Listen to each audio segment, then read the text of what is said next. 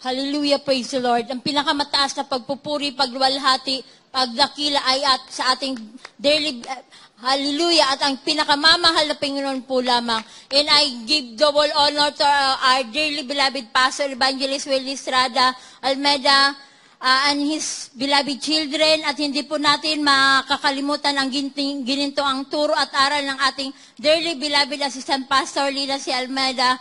Hallelujah, praise the Lord. At pinupuri ko po at pinasasalamatan ng ating pinakamamahal na Panginoon way back 1987, nung hindi ko pa po nakilala ang ating pinakamamahal na Panginoon. May taglay-taglay pa kong karamdaman na nervous breakdown, at may greater po ako nung tanggapin ko po ang ating pinakamamahal na Panginoon at bautismo po ako sa pangalan ni Jesus.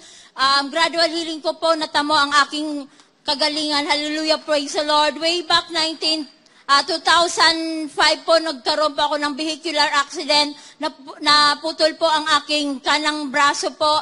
Ang ginawa ko po ay magpa-back up prayer po ako sa ating dearly beloved pastor. Then, nag-fasting and prayer po ako. Kahabagan mala Panginoon, after 8 months, pinagpala po ako makarating sa ibang bansa. Nagkaroon po ako ng trabaho na naging caregiver po ako. Hallelujah, salamat po sa mala Panginoon. Natapos ko po ang aking kontrata. Then 2018 din po, pinalad din po ako makarating ng ibang bansa.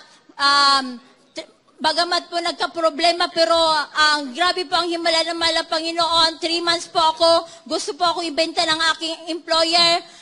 Kuwaiti po, ano po siya, gusto nila akong ibenta.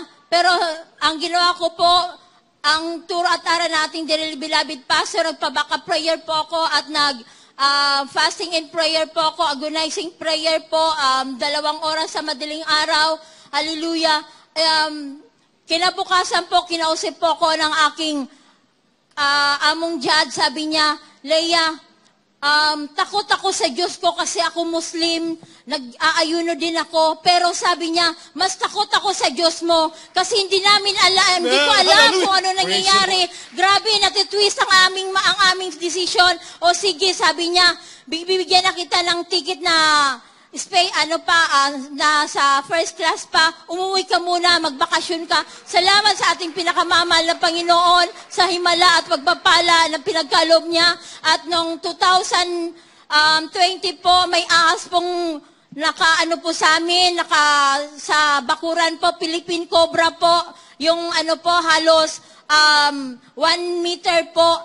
Ang ginawa ko po, kasi kung di po namin yun nakaalis sa bahay, siguro po kasi nasa lapag lang po kami natutulog. 7 po kaming matutuklaw niya. Salamat sa mala Panginoon. Kahapon po nakita po namin talagang manunuklaw na po yung ahas.